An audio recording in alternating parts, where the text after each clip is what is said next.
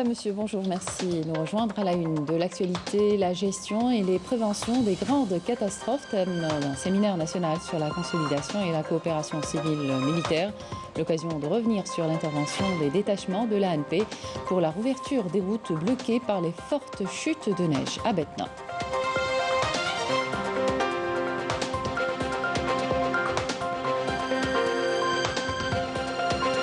Dans l'actualité également, la situation épidémiologique en Algérie en chiffres avec le dernier bilan des autorités sanitaires rendu public hier lors d'un point de presse quotidien. Plus d'une centaine de familles dans les zones montagneuses de Tlemcen sont raccordées au gaz de ville de quoi réchauffer les journées glaciales avec la baisse de température ressentie ces derniers jours.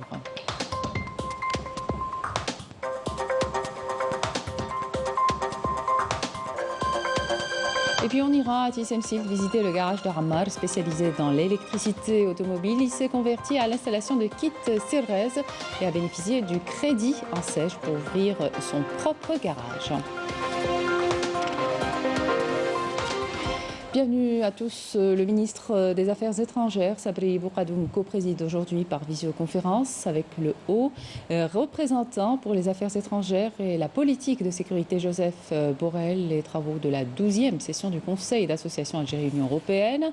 Au cours de cette rencontre, les deux parties procéderont à une évaluation exhaustive des relations et de la coopération de l'Algérie et l'Union européenne, notamment les volets relatifs au dialogue politique sur les relations bilatérales et les questions régionales et internationales d'intérêt commun, ainsi que sur la mise en œuvre de l'accord d'association. Les deux parties aborderont également les priorités communes du partenariat Algérie-Union européenne pour les années à venir et procéderont par ailleurs à un échange de vues sur les questions de la mobilité en relation avec le dossier de la migration dans ses aspects bilatéraux et globaux.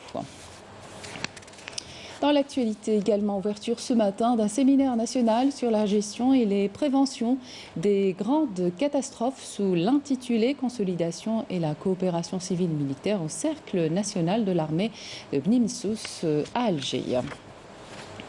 Et puis les routes reliant l'Erba à Taksrit dans la wilaya de Betna ont été coupées à la circulation suite à la forte pluviométrie et d'importantes chutes de neige, ce qui a nécessité l'intervention des détachements de l'ANP pour la rouverture de ces routes et voies coupées et le désenclavement des citoyens. Karim Haïfa. La neige a surpris tout le monde ici sur les hauteurs de Batna. En quelques minutes à peine, une épaisse couche de poudreuse a recouvert toiture de maisons, routes nationales et chemins de wilaya, bloquant rapidement la circulation. D'où l'intervention des détachements de l'ANP du secteur militaire de Batna pour la réouverture de ces axes routiers très fréquentés par les automobilistes et autres poids lourds. Après les importantes chutes de neige dans la région de l'Arba, le détachement de l'armée nationale populaire du secteur militaire de Batna est intervenu assez rapidement pour la réouverture de cette route et permettre ainsi aux habitants de la région de circuler normalement. Il aura fallu plusieurs heures à ce chasse-neige de l'armée et beaucoup d'huile de coude pour le déneigement de cette unique route reliant l'Arba à Taksrit au grand bonheur des habitants de la région.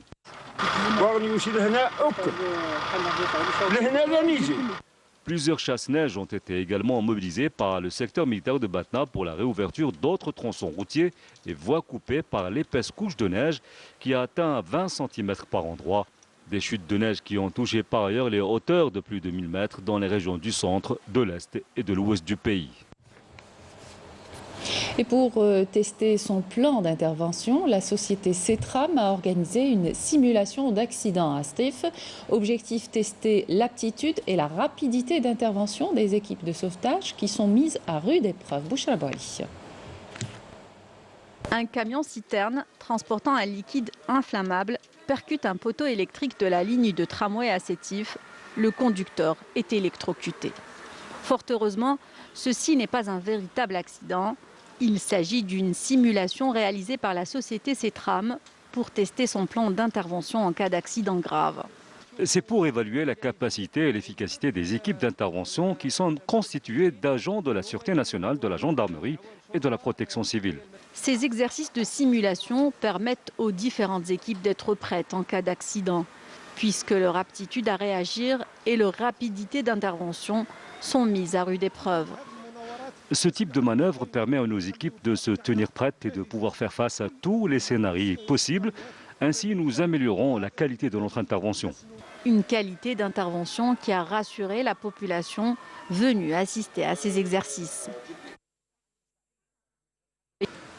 Ce type d'accident peut se produire à tout moment. Les victimes sont les usagers du tramway, donc nous encourageons vivement ce genre d'exercices qui sont de nature à assurer la sécurité du citoyen. Et justement, pour veiller à la sécurité des citoyens, la CETRAM a distribué des masques à l'issue des exercices de simulation.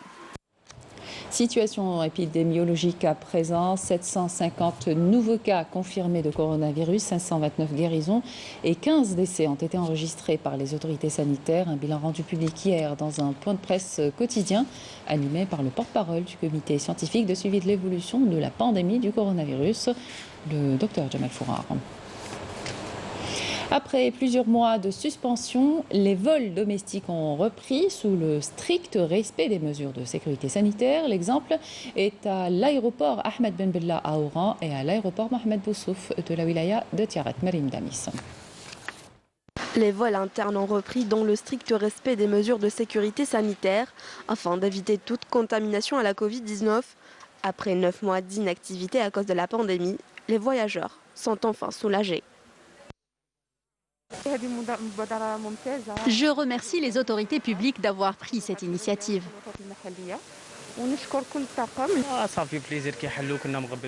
Nous sommes très heureux que les vols aient repris. Nous avons beaucoup souffert du transport.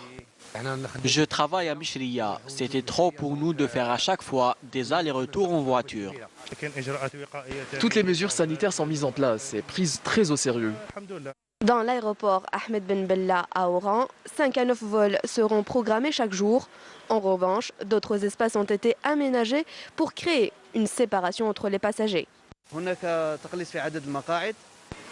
Nous avons diminué le nombre de places des voyageurs, d'autant plus que les hôtesses rappellent les passagers des gestes barrières. Même chose à l'aéroport Mohamed Boussouf dans la wilaya de Tiaret. Toutes les mesures de sécurité sanitaire ont été mises en place. Un seul objectif, préserver la santé publique. Nous avons mis en place toutes les mesures de prévention suivant le protocole sanitaire édicté par le gouvernement. Ces vols vont donner une poussée économique pour la wilaya de Tiaret.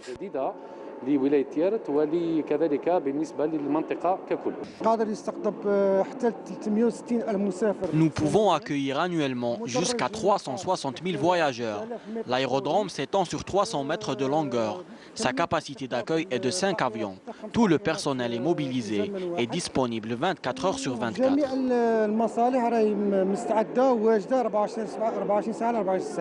Pour rappel, à Tiaret, 2 vols sont programmés chaque semaine vers Alger.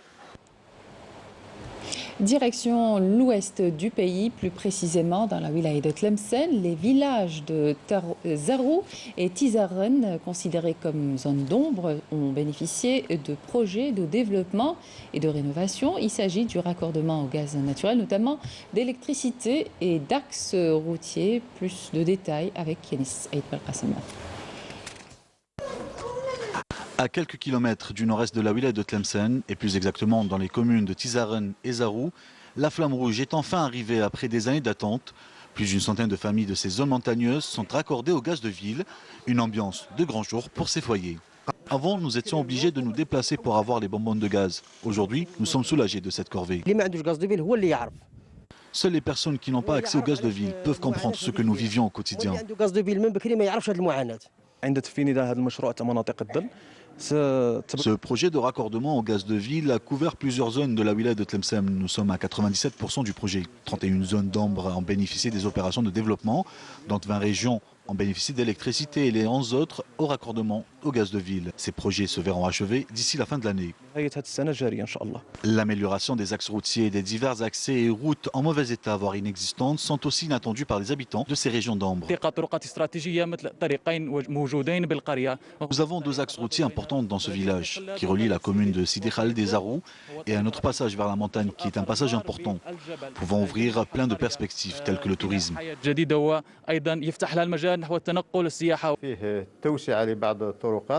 Il y a des routes qui ont bénéficié d'extension puisqu'elles étaient endommagées.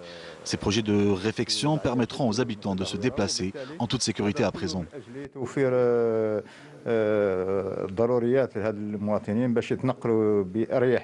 Et tout n'est pas fini. D'autres opérations qui s'inscrivent dans le cadre du développement et l'amélioration des conditions de vie des habitants des zones d'ombre sont en cours. Et des moyens importants ont été également mobilisés pour équiper à l'horizon 2023 1 million de véhicules en kit GPL. Parmi ces moyens, la mise en avant du rôle de l'Agence nationale de soutien à l'emploi de jeunes. Ammar, un garagiste spécialisé dans l'électricité automobile, il s'est converti à l'installation de kits Sirrez et a bénéficié du crédit en SEJ pour ouvrir son propre garage. Atis Emsilt, commentaire Walid Yousfi. L'installation de kits Sirrez, une activité qui connaît de plus en plus de partisans en Algérie. Ammar, expert de l'électricité automobile, en a fait sa spécialité. Il a pu ouvrir son propre garage à Tissemsilt grâce au crédit en SEJ et depuis, les affaires vont bien. Notre spécialité est l'électricité automobile. J'ai pu démarrer mon projet grâce au crédit en SEJ. Une fois lancé, nous avons eu beaucoup de clients qui souhaitaient installer un kit Sirrez dans leur voiture. Et quelque part, grâce à notre travail, on contribue à réduire les importations de pétrole. C'est un véritable exemple qui peut inspirer beaucoup de jeunes porteurs de projets. L'ANSEJ est prête à l'accompagner dans l'élargissement de ses activités. La succursale de l'Agence nationale de soutien à l'emploi des jeunes située à Tissemsilt a financé plus de 145 entreprises durant ces 2 dernières années. La plupart exercent dans le secteur de l'agriculture et de l'industrie. Aidé de son équipe de techniciens, Ammar n'a qu'un seul souhait, agrandir son entreprise. Le prix de l'essence est trop élevé pour moi. Au départ, j'étais contre l'installation des kits Sirrez dans les voitures. J'ai vite changé d'avis après avoir fait quelques recherches. Nous ambitionnons d'élargir notre entreprise pour accueillir plus de clients. On aimerait bien que le gouvernement nous aide, notamment à travers l'acquisition d'un lot de terrain pour élargir notre activité. Nos locaux se situent sur une route principale où il est difficile de trouver une place de stationnement.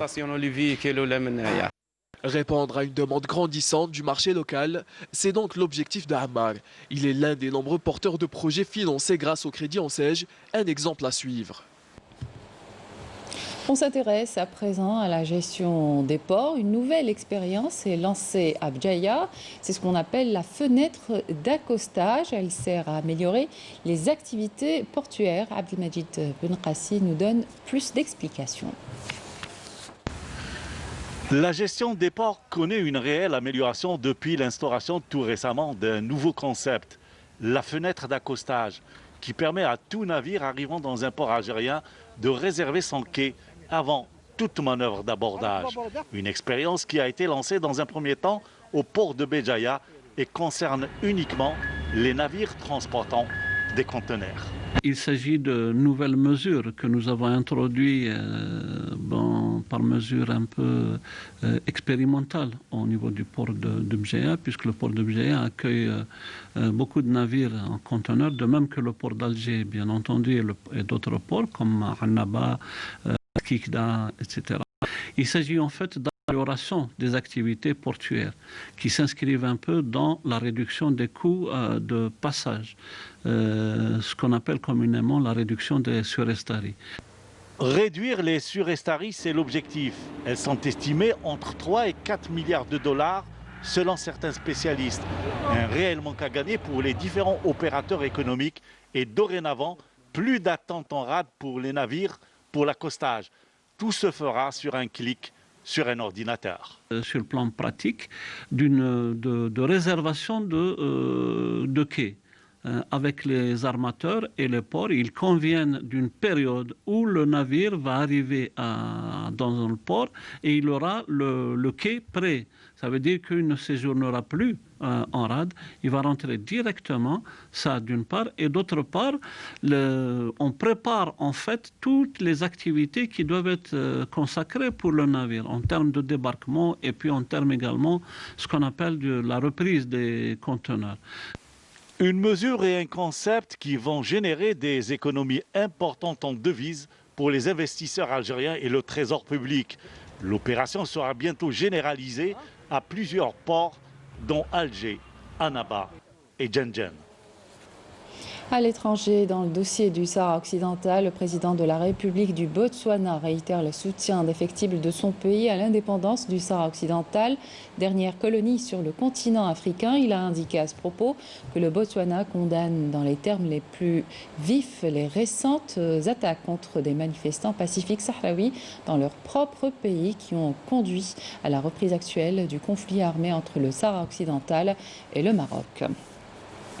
Aux États-Unis, les États-Unis ont enregistré un nouveau record de contamination au Covid-19, signe que l'épidémie reste vive en attendant les campagnes de vaccination déjà lancées en Russie et prévues mardi au Royaume-Uni, le pays le plus endeuillé par l'épidémie. Plus de 280 morts, a enregistré près de 230 000 nouveaux cas de contamination et 2527 morts liés au Covid-19 pour la seule journée de samedi, selon les chiffres de l'université Johns Hopkins.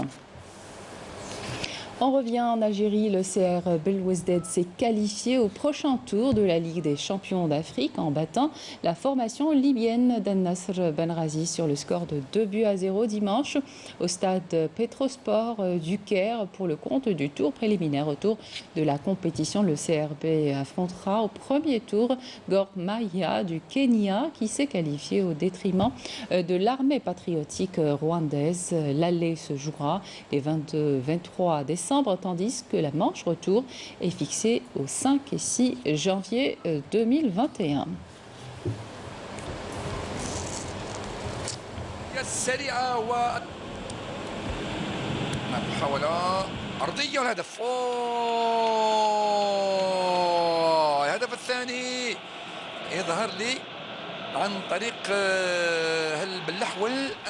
Ainsi s'achève cette édition. Merci de votre attention. Excellente suite de programmes sur Canal Algérie.